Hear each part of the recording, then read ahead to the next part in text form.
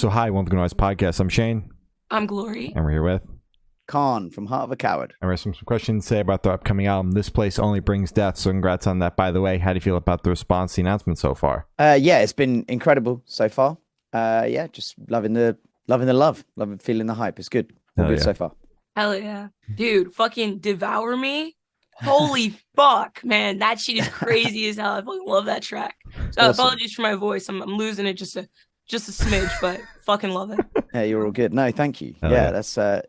Yeah, it was an absolute banger. You know, when you just kind of write one of those songs and you just sit back and go, "Oh shit, all right, we've done it." Yeah. So Damn, it was a good moment, like for sure. Hell yeah. Yeah, hell yeah. So, is there any meaning behind the album title or cover arts? Yeah. So the whole meaning, This Place Only Brings Death, is basically like a reflection on life, on existing. Like there's nothing more certain that the end is approaching, you know, like as in there's nothing, you know, more certain than that really. And it's kind of like, you know, you can take it at like face value with just the words. It seems like quite a grim like outlook on things, but you know what I tried to do was ultimately try and find like beauty within like loss, within life, within death. You know, like there's a certain like enjoy your time whilst you have it, you know, like celebrate the people you've lost sort of thing. You know, like there's this whole kind of I came up with the ideas in a pretty bad place, but then when you kind of revisit it and you look at stuff, you kind of like try and pull the beauty from it. But yeah, on the outlook it can look a bit grim, but yeah, the idea is it reflects life essentially. All right. So can you tell us a little bit about your writing process for the album? Yeah, sure. So this time round, things were a little bit different just because we've got a new guitarist, a guy called Dan Thornton, and he brought a completely different approach to writing, right? So before with Heart of a Coward, it was very much like everyone in the same room, jamming through ideas, going like, oh, I kind of like that, I like this, let's track that, change this sort of thing. Whereas Dan was very much like a one-man machine is the only way to put it. And he just like smashes through stuff, through ideas. And we've got like a 2-minute song in like an evening just on his own, which is way more productive than we've ever been ourselves. Right. So so he was kind of like just churning through all of these different ideas and stuff and really bringing like a new flavor to the band. And he's like heavily influenced by like synth industrial music and stuff. So he's big into his like analog synths. He's got this little box that he like plugs stuff. I don't really get it, but like, yeah, analog synth is a whole new like world of, you know, that you can get into. But yeah, basically he just like would write these riffs, put it into this analog synth thing, and it brings out this whole different sound that then inspires him to write something else. So like this time round, we were, you know, we wrote way too many songs, had to whittle it down. And it was more like kind of Dan providing the bass for the songs, and then the rest of the guys like turning it into like Heart of a Coward essentially. So like, yeah, it was slightly different, but it was way more productive and way more creative. Like no idea was, you know, off the table. Everyone was open to everything. And yeah, it was just like a very creative process. So I would say this time around. Yeah, rather than like smashing your head against the wall, trying to come up with ideas, it just kind of like all fell into place, and we just ended up with like some great tracks. That's awesome. My opinion. It's not every day that you hear the new guy in the band becomes like the main songwriter on the newest record. Yeah. It was crazy. Like, you know, obviously throughout the kind of audition process, we kind of knew Dan from different bands and stuff like that. But as soon as he kind of like learned the set, understood the sound, and was like, oh, you know, I've come up with a few ideas. We listened, we were like, oh, okay, cool. These are keep going, and he, you know, and that's just kind of how it went. But yeah, totally, it's like it gave us a new lease of life, you know, which was really needed. So. Oh yeah, absolutely. And you guys said that you came up with a shit ton of songs. If you could give a guesstimate, how many songs did you guys have to whittle down? I can tell you exactly. We had 17 tracks and we came out with 10. Yeah, 17 came out with 10. Yeah. Damn. So what was that process like, whittling it down? Yeah. So basically we hired a producer called George Lever, who this time around we wanted to really mix things up. We've got, it was my second album with the band. We've got a new guitarist in. It's a whole new creative process. So this time we decided to get a creative producer with us who was going to be in from the demo stage, rather than just being like someone who's with you in the studio and helps you like with those ideas. Like this was somebody from the get-go. So everything was kind of bounced with George, and kind of throwing ideas around and stuff. And basically he was just like, yeah, write everything that you're happy with. And then let's spend like a month just going through and trimming things down, like if it, like taking, he'd like just go in, restructure songs, change everything around and go like, what do you think of this? And then we'd kind of like essentially like argue it through, discuss it or whatever, and then come out with a better song in the end. And then we were all in agreement by the time we got to recording that we had like, yeah, probably the best out of those 17 tracks ish. So yeah. Okay, makes sense. So what song off this album took the longest to write, and which one is your personal favorite? Took the longest to write. I would probably say the last track, All Life is Finite, took me personally the longest to get to somewhere where I really liked it and I was able to share with everybody what I had written. It's not my favorite, but it was just like one of those ones. It's just one of those ones. No, my favorite track by far is Decay. I think it's track 5. It was one of the singles that we released. Just as like a the audio side of things, I just love the sound of it, like but also the writing aspect of it was a real challenge. I tried basically I liked setting like little creative writing tasks and stuff to myself, like just to try and make songwriting and like I don't know, like the poetry side of it a bit more interesting. And essentially like when we had This Place Only Brings Death, I was like, okay, cool, so we're talking about like loss, life, how does that work? And then like decay came into my head as like a title and I was like, sick, what does that mean? And essentially what I challenged myself to do. I was also playing Ghosts of Tsushima. I don't know if you guys know the game. But yeah, I was playing that at the time.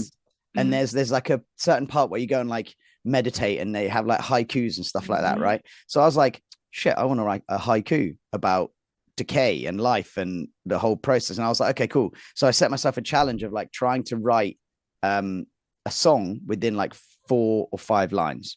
And then those lyrics repeat again throughout the song with different placements and like rhythms and stuff like that. But ultimately, like you have like a dark but beautiful message about like, we're destined to decay, like that was kind of what I challenged myself. And then when I heard the track, and when you're kind of listening to demos and stuff, and I was like, okay, cool, this is the song, and trying to put it all in place. It was great when we had it at a demo stage, but it only really came to life when we got into the studio. And that was kind of because we hit a real brick wall with it. So like when you get into the studio, you can smash through songs, just get into a real groove and stuff like that. But every now and then there's just a song that just goes, nope. And you just like stood there going like, we can't solve this problem. Right. And Decay was that particular, it was the chorus. We just couldn't make it like work with the rest, with how, sonically, if that's a right way to describe it without kind of giving too much away. But essentially the rest, all the other songs were just hard. We're going in like in your face, trying to get there, like trying to just get people a reaction and energy in that way. Right. But it just wasn't working with Decay because it just sounded too samey. So instead of hitting people with it, we wanted like, essentially we came to this after rewriting things, messing around a load, but basically we were just like, we need to hit people with vibes. It needs to like wash over them rather than like hit them in the face, So like as soon as we kind of got to that, it was like, sweet, crank up the reverb, turn the lights down, get into like the vibe. And then, we tracked the chorus a couple of times, got into the right space with it, and then just changed the whole feel of the song and just cranked up reverbs, made it a bit more like airy and stuff like that. And then we knew exactly where it was going to go in the album because we wanted the album to kind of come in hard, take a little lull, and then bring you back up. And we're like, cool, middle of the album, job done. And then as soon as we heard the mix, everyone was like, fuck, like this is a single now. So yeah, that was probably my favorite song and also like my favorite kind of writing process as well. That's Yeah. fucking awesome. You mentioned like you had a battle with the song of like it, you know, it was feeling too samey to the rest of what you were working on. Did you have any other like battles like that throughout the writing process? Because you did mention like the plan for this record was just like hit people in the face as many times as possible. So like, was that a problem throughout your writing process? Not necessarily through the writing process, but the thing is, if you hit people in the face too many times throughout an album, it's just going to get like punishing, you know, like as in, and we wanted this album to be like, the whole point of it is like to be a journey. There was a real concept behind it and stuff like that. So as soon as we actually got to like tracking stuff and trying to like, I don't like the right way to like live in the music, you know, like it just didn't feel right that every song was just going to go bam, bam, bam, bam, you know, like it wasn't working. So like it wasn't a challenge during the writing process, but definitely in the studio when stuff comes to life and you're like, okay, this is what the album's going to sound like. There's always these like small little tweaks and changes that you make that really help, like the flow of the album, you know, that like the feel, how do you want, you know, like all of that sort of stuff. So it was definitely a challenge in that sense. But yeah, not necessarily during like the writing process, if you get that me. makes sense. So had the track list for the album come about? Did you guys write the opener be the opener, closer be a closer? Did you shuffle around and see what fits? What was that process like? It was a shuffle it around, see how it fits. There was definitely songs that led themselves to be openers, which, you know, like title track. As soon as we wrote it, we're like, cool, we know how the album's starting. You know what I mean? It was kind of like, and then, you know, like, yeah, it's just more about like seeing how the songs flow together, whether we want to put a little interlude in between and try and like, you know, create that vibe. But it was very much like what has a good pace, what has a good groove, you know, like how do we kind of build these songs and stuff like that. And yeah, it was more about just sitting there listening to a track order, you know, like we'd all do our own like interpretation of what the album would be, share it with each other, listen through and go like, yes, no, you know, move things around. And ultimately we landed somewhere really where we felt was cool. And then we placed a few little intros and interludes and stuff. And then it kind of just went from there. All right, that makes sense. Awesome. So would you be able to tell us where your headspace is at while you're creating this record? Well, so yeah, I mean, obviously, yeah. So basically we went through lockdown. Everybody had a, you know, pretty shit time throughout that time. I don't think it was a good time for a lot of people unless you're, I don't know. Yeah, let's not go into that. No, no, it wasn't a particularly good time for people. So when we kind of came out, my headspace, especially, I couldn't write anything like positive, you know, it wasn't going to be anything good. Like the state of the world, the state of the UK, you know, like I know that, you know, it's obviously pretty rough in America as well, but you know, like what the government had done to the country, all the different things that happened, you know, like it was a pretty bad place, to be fair. But what kind of happened was, you know, also our old guitarist Steve decided to leave as well, because after the pandemic, you know, everybody was in such a low place. He didn't have the drive for original music anymore. So he decided to step down. That was also a bummer for the band. But, you know, ultimately we got Dan in, who gave us a real new lease of life. So creatively, the guys were really fresh and like pushing new ideas and stuff like that. But for me, I was looking back at like the notes on my phone, just like digging through kind of all of these like negative thoughts and kind of like diving into where I was at that time and trying to remember that, and then trying to write something based around the notes I wrote. But ultimately, like you know, if you come back to it 6 months later, a year later, it's hard to kind of get back to exactly where you were in that place and when you wrote something. So like, you know, ultimately everything, that's why the whole kind of like it's finding the beauty in loss, if you see what I mean. It's finding the beauty in life and death, and basically, because it's kind of like you're in a dark place, you get through it and you look back at it and you can reflect, and ultimately it takes you like to a better place, if you get me. Absolutely. And it's not just the message of the album, it's literally what you went through. Yeah, literally. So how do you recommend your fans to listen to this album for the first time? Should they do it in the car with friends, in the dark with headphones on? Is it a workout album, party album? What do you personally recommend? I mean, I hope it's all of those. Depending on what state you're in. For me, I would say my personal thing is I love listening on headphones, like start to finish. Like that's always my way to really like soak into an album, or like on a drive in the car, like basically listen to it loud and listen to it somewhere where you can like vibe with it. And then, you know, from there, take it to parties, take it to your friends. It's going to be a good gym workout, you know, album for sure. But yeah, for me, it would be like headphones, soak it up, just let it kind of, let it hit you basically. All right. Oh yeah, awesome. So this one should be super, super quick off the top of your head. I want you to describe this album for new listeners in 3 words. No more, no less. Oh, shit. Mhm. Can it be 4? No, you can hyphen one, though. You can hyphen one, though. You can hyphen one. Okay. Yeah. Linkin Park on steroids. Oh, okay. Hell yeah. Okay, fuck yeah. That got like, it was a YouTube comment, and I was like, oh damn, they've nailed it. I was like, okay, cool. Got it. I'll take that. Yeah, so I've just been rolling with it during this press love that. campaign. I love that. That's fucking awesome. Yeah. Gotta put that on a t-shirt. Yeah, I'd buy that shit. Exactly. Yeah. So in that same train of thought, is there a certain feeling or emotion you want listeners to have while going through the album? Yeah, I mean, like I said, it's like a positive. It's like it's duality to it, you know. There's a negativity, but there's like light at the end of the tunnel. So, like, you know, I think the message I would say is wherever you are, things do get better, but ultimately enjoy your time because the end is coming. That's kind of what I'm getting at. All right. I got you. All right. So are you able to talk about any particularly challenging or standout moments from the creation of this album, positive or negative? I mean, outside of like the decay kind of thing that we spoke about before, probably the best, the basically because of that moment of like taking a step back, trying not to melt people's faces with the music and trying to provide like vibes and a bit more of like a journey for people, was like the last, for me, the most fun part, I guess, was the last kind of the ending of All Life is Finite. And essentially it's like what I wanted to do was create, like, as you know, depending on what your beliefs are, whatever your thoughts are, but ultimately, like, life is a cycle regardless of what you look at, whatever your belief system is, right? And what I wanted to do was have something that felt like it's going to lead back into the start of the album, you know, the snake that eats its tail.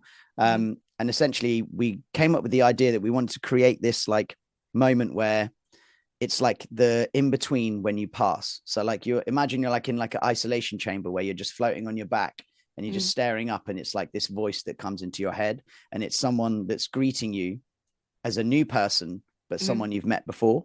And it was like this cool little concept that we kind of came up with, and just created this really cool moment where we just like messed around with a bunch of sounds, like slowed everything down to kind of have this weird, like slow, like tempo to it. And then, same thing, turn the lights off, created a vibe, cranked up all the like reverbs and stuff, and just kind of came up with this cool little ending to the album. And yeah, I'd say that was probably the most like fun part, because that was like off the cuff, like we just literally made it up like as we were going. So yeah, it was just a cool way to end the album. That's fucking awesome. So for this question, I want you to picture you're on tour, you're at a gas station for a rest stop. What is your snack of choice? Oh, pretzels. 100% snack of choice, especially in the States. You get the big bag of like the mini pretzels and shit. Like that's 100% my go-to. Yeah, for sure. There you go. Are you talking about like the little nubs, or are you talking about like the actual like pretzel shaped ones? Oh yeah, well, like over here we get like, you get little mini pretzel shaped ones, but you also get like the nubs. And they do like I don't know, like jalapeno and stuff like that, and like that's wild, like honey and mustard and stuff over here. But like I know in the States, you get like the big bags. That's what I do, and then chow on that for a few hours, and then hate my life afterwards. Damn right. That's the way. That's the fucking way. So on the topic of food, if the band was a dish, what dish would the band be and why? Oh snap, that's a good question. Thank you. Damn. I mean, what the I would say, okay, this is good. All right. It would be ramen, right? Okay. Because we've got all different types of like flavors and textures and different bits of food kind of chucked in together in like a big broth that is just heavy metal with your noodles and shit like that. And then everyone's got their own little influences that they throw in. It's tasty, it's spicy, but it also like fills you up and gives you what you need. Damn right. Hell yeah. So for the last couple questions, we're going to shift completely away from It's a music. great question, by the way. Thank you so much. So for the last couple questions, we're going to shift completely away from music and go straight to death row. Boom. So if you're on death row, what would your last meal be with a drink? Oh, Heart of a Coward ramen. Holy shit. There we go. Heart of a Coward ramen. What drink would I have? I don't know. I'd like a.